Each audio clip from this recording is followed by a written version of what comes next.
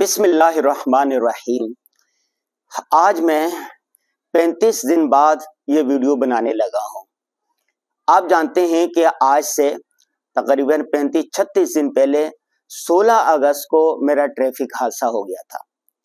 صبح سویرے میں یونیورسٹی جا رہا تھا، وہاں لیکچر تھا، اور جاتے ہوئے سامنے خواتین آ گئی اور خواتین کو بچاتے ہوئے حادثہ ہو گیا، ٹکرا گیا، اور جب میں وہاں گرا تو مجھے ہوش نہیں تھا، میں بے ہوش ہو گیا ایک قسم کا۔ کسی نے اٹھایا، اٹھانے کے بعد سائڈ پہ ہو گیا، اور اتفاقاً وہاں کوئی میرے جاننے والا میرا کوئی دوست تھا، قاری شعیب صاحب ان کا نام تھا۔ انہوں نے مجھے دیکھا اور اتنی دیر میں مجھے ہلکا ہلکا ہوش آ گیا۔ انہوں نے مجھے پانی پلایا، اور ایک ایسی کیفیت تھی کہ جیسے موت و حیات کے کشمکش ہو۔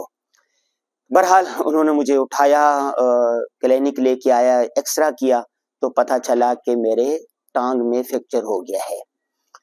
ہسپتال گئے، ڈاکٹر نے سٹی اسکین کیا تو ڈاکٹروں کے مشورے سے طے ہوا کہ 4 دن تک آپریشن ہو، 4 دن ہسپتال میں رہنا ہوگا، اور آپریشن ہوگا جس کے ذریعے جو ہڈی ہے اس کو آپریشن کر کے پلیٹ لگا کے اس کو صحیح جگہ پر فٹ کیا جائے گا۔ 3 گھنٹے کا آپریشن ہوا، 2 بوتلیں خون کی لگی۔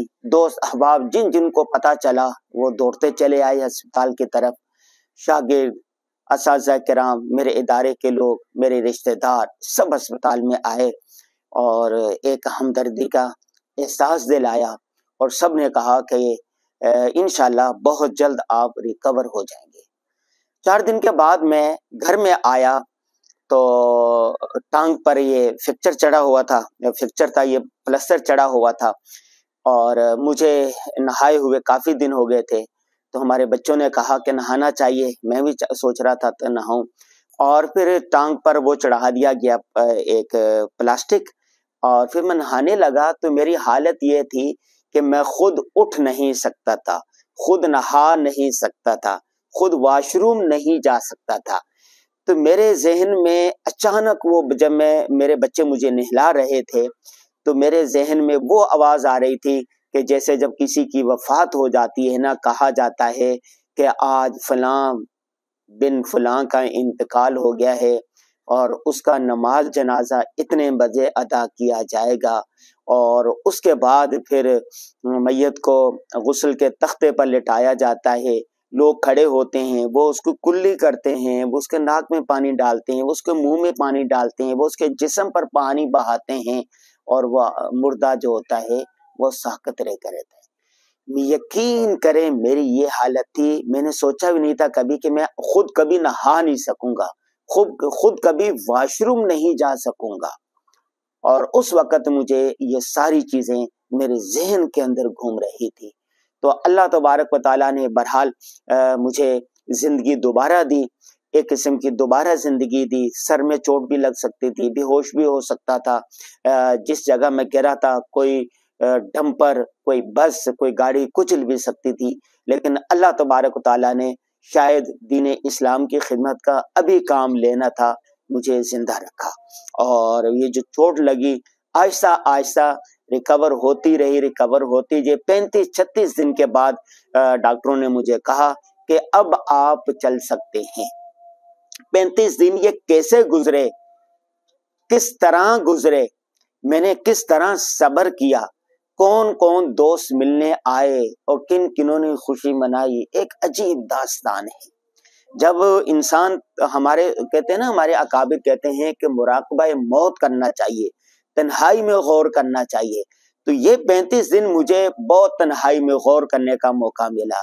اس دوران کئی مرتبہ رونا آیا، کئی مرتبہ ہنسنا آیا، کئی مرتبہ پریشان ہوا، اور ڈپریشن کا شکار ہوتا ہے نا، میں نے سنا تھا کہ جو تنہائی کا شکار ہو گیا وہ ڈپریشن میں چلے گیا، بلڈ پریشر بڑھ گیا۔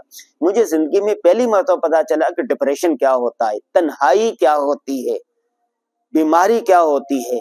میں نے اللہ تبارک و تعالیٰ سے اپنے تمام صغیرہ کبیرہ گناہوں کی توبہ کی، معافی مانگی۔ قرآن پاک میں آتے ہیں نا، الا الذین تابوا واصلحوا، سچے دل سے توبہ کرو تو میں نے سچے دل سے اللہ تبارک و تعالیٰ سے، میرے ابھی جو 45 سال عمر ہو رہی ہے، میں نے گناہوں سے سچے دل سے توبہ کی، استغفر اللہ ربی من کل ذنب واتوب الیہ۔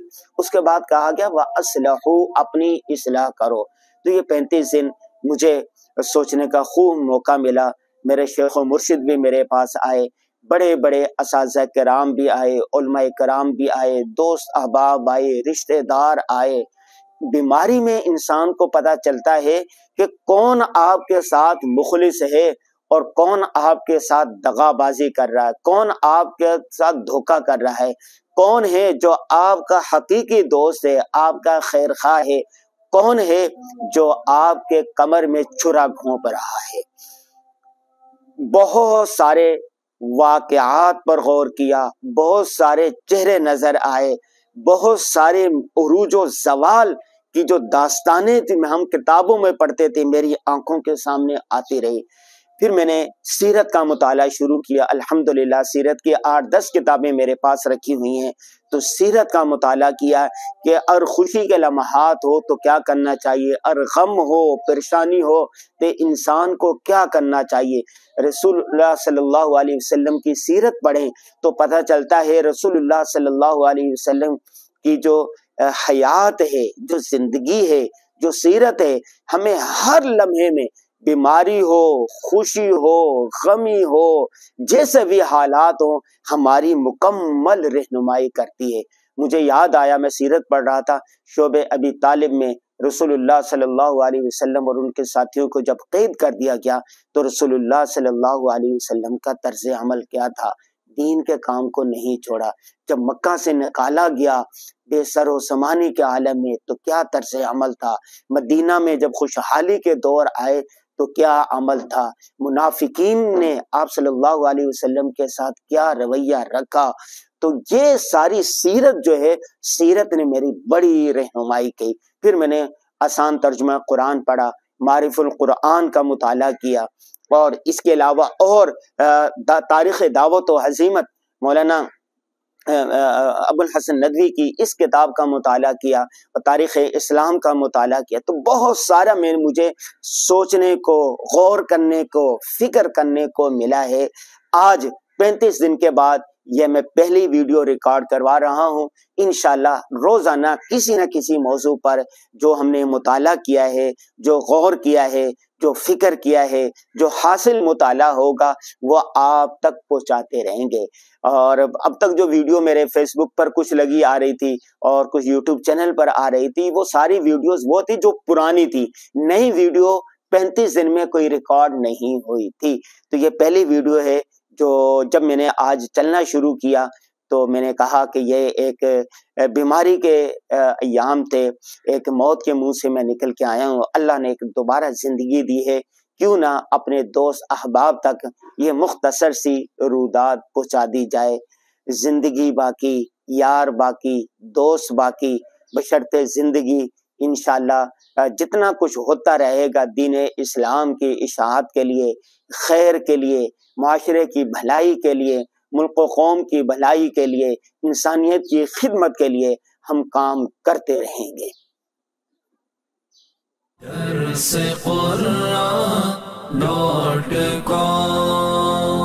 www.darsequran.com